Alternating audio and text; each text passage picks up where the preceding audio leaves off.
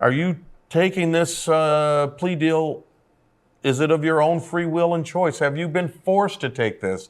Has anyone threatened you to take this? And the answers are no, because no one's threatening you to take a deal.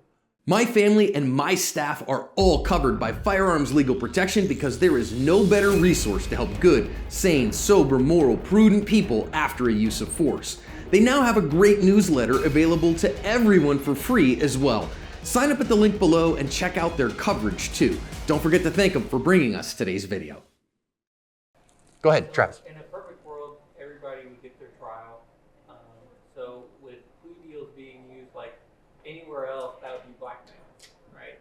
So why do we allow it in the legal system? All right, so okay, good question. The question was, okay, so in a perfect world, everyone would have their day in court, and in a perfect justice system, everyone would get their day to have their story heard. But in our system, it is built because we don't manpower it, we don't resource it so that everybody can do that. It's built for plea deals. But if anybody else did that, we would consider it blackmail. So why does the court get to do that? Why does the state get that ability? That is a good question. So I can say that's one I've never had before in terms of it being called blackmail. But let me. But you're not wrong. Well, it's not blackmail. You know, it's an option. It's coercion. It's not coercion. It's not coercion. It is not coercion. It is not. Here's the deal. Here's the deal. You have a choice. You have a choice to do things, right? I see this differently. Let's look at it from a sports analogy, right? You see something one way. I'm a Michigan State alum, go green, by the way. Having a great season this year. Thank you, Coach Mel Tucker. Back to this now. So I may make a bet with someone, and my bet is Michigan State's going to win 7-8 games this year. Right now, Vegas has us at 3.5 wins, right? So before the season started, wasn't sure, maybe I'll bet one way, but now things are moving in a different direction. My bet goes a different way. Now, I can, from a trial perspective, it's kind of the same thing. You want to take a bet? Fine. No one's forcing you to go to trial. No one's forcing you to take a plea. In every plea deal, you're going to be asked a question. Are you taking this plea deal? Is it of your own free will and choice? Have you been forced to take this? Has anyone threatened you to take this? And the answers are no, because no one's threatening you to take a deal. So it's a high stakes game. So you do have the right to have your day in court. You are constitutionally guaranteed the right to a trial. Exactly. And a lot of people don't think about their whole Bill of Rights. Okay, so we're now talking about. Anybody know what amendment we're talking about? Fifth and eighth. Okay, Fifth and Eighth is what we're talking about here right now. Eighth Amendment right to bail. You have that right. That is a right that you have. Fifth Amendment, you do not have to incriminate yourself, but you do have the right to a speedy and public trial.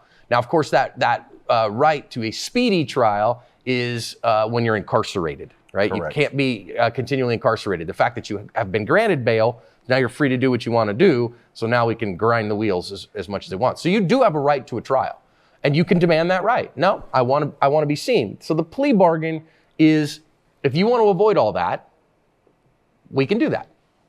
But I'm going to get my pound of flesh if that's the case. I'm going to have my way too.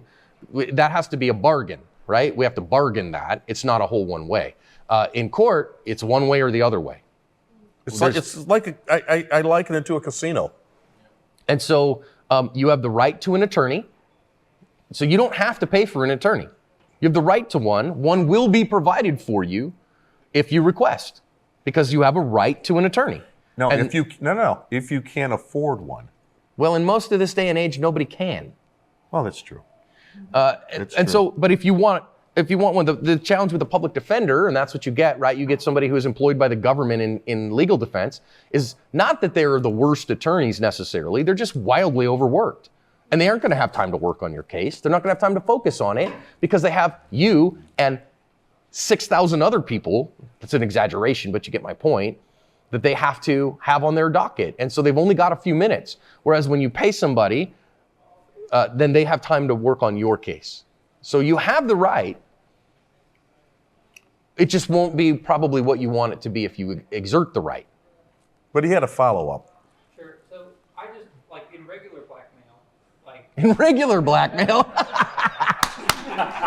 You know this is recorded. I mean, it sounds like you've got some experience with this. I'm just asking. Yeah. I'm currently getting my bachelor's in criminal justice, and this is actually a class, ethics in criminal justice, the class we just finished. And this is something that I had to write a paper about, but I didn't feel confident in understanding. Like, nobody was able to answer my questions. And so was kind of one of the questions that I had was like, you know, you have regular life, you still have a choice. Like, you know, if somebody says, oh, well, if you don't give me $100, I'm going to post this picture of you naked that I found on the street. Like, you have a choice. You can let that picture be posted, or you can take the $100. You still have a choice. Yeah, so he's talking about ethics in criminal justice, and you know, again, if somebody blackmails you and says, okay, well, I have this picture of you, and if you give me $100, I won't post it, but if you don't, I will post it, and so that's a negative to you. I think that that's probably the worst way to look at what the police system does. I don't know that it's necessarily accurate to look at it that way, because again, and here on John's Briefs, we kind of tend to, I mean, I'm talking with a defense attorney, right? And I'm talking to people who the prosecutor is probably going to be an adversary. That said, I have a friend I'd consider a good friend who is a prosecuting attorney for his municipality. And he's a good, sane, sober, moral, prudent person too, who deals with scumbags every day. Right. Who deals with bad people every day. They're not used to dealing with you. They're used to dealing with bad people doing bad things to good people. And so when they see you, and the last 300 people they've talked to have been scumbags, guess what you start to look like?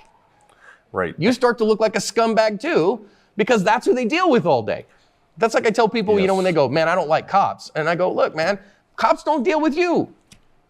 They don't mess with you every day. They mess with bad people every day. And so then when you show up, they've seen 300 examples of bad people this week, and then the one good person shows up, but they sure still look like the people that are bad people.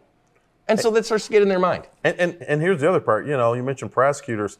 I have lots of friends that are prosecutors. They are very good people, okay? They are. They're out there for a purpose. The way the system is set up, it's adversarial, right? And John is exactly right. You get in a situation where you've seen so many bad people, right? And then you see someone else who's done nothing wrong, per se. When I say nothing, I mean very little wrong. It becomes difficult. But again, everybody's got a role to play in this theater, as I call it. The police have a role, the defense attorneys have a role, the prosecutors have a role, and at the end of the day, do everything you can not to get involved in this system. Would you agree with me? Yeah, so our favorite friendly former Fed over there, Mike, is saying, yeah, stay out of the system. I don't see it as blackmail. I see it as a negotiation, right? So we have a guaranteed end option. And that guaranteed end option is you get your day in court, you present your theory of what you did, I present my theory of what you did, and the finder of fact determines who's right.